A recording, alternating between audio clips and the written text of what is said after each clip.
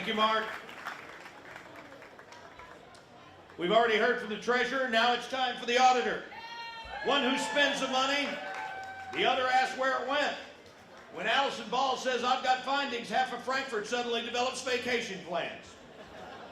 Allison is the only person in Frankfurt who can ruin your day with one single spreadsheet. Please welcome Auditor Allison Ball.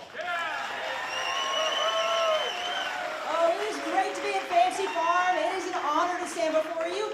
It is an even greater honor to be elected your state auditor, and I can't thank you enough for supporting me through 3 consecutive 20-point statewide victories against everyone the Democrats have thrown at me. You already know that I take rooting out waste, fraud, and abuse very seriously. Out here in the real world, we know that that's not the government's money, it's your money. And the Democrats just don't get that. I'm sure we all remember when Andy Beshear dressed up as Mr. Rogers for Halloween. A lot of folks on my side of the aisle mocked him for doing it, but I actually thought that was a pretty good costume for him.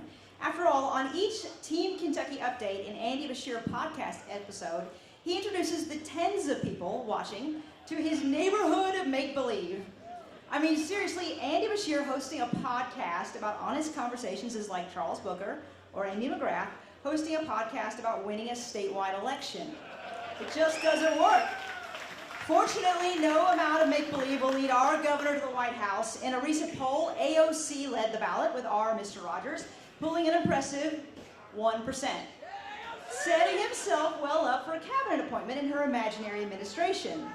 It's always good to see Democrats show up for Fancy Farm. Their numbers on stage have increased at least 400% since last year. And as you've already seen, Charles Booker is here today and well on his way to his 3rd consecutive statewide election loss. Here's the lesson: running as a communist in Kentucky doesn't work. In fact, as history has shown us time and time again, communism never works. Maybe he thinks 3rd time's the charm, but did you forget that he's running against Andy Barr? We'll take our Andy over their Andy every day of the week. Jacqueline Coleman and Rocky Atkins are also here today. And you may not know this, but in their spare time, they both manage a gas station in Frankfurt. For the last 6 years, they've dumped gasoline on every single dumpster fire blazing within the Beshear administration. Whether it's over $1 billion of wasted Kentucky taxpayer money, or less than half of all Kentucky students being proficient in any school subject, or ineligible immigrants getting public benefits and driver's licenses, Jacqueline and Rocky have fueled those fires every step of the way. But don't worry, you two.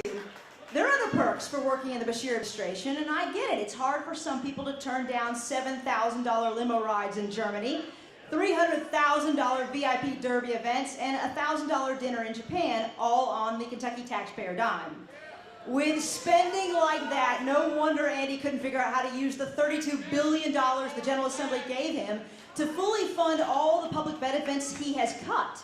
Only in Andy Beshear's make-believe world can he convince people that he saved us from a Medicaid crisis of his own making. Oh, and Governor, we all know how much you love your dog. So much so that she is the only member of your family to have made the cover of your book.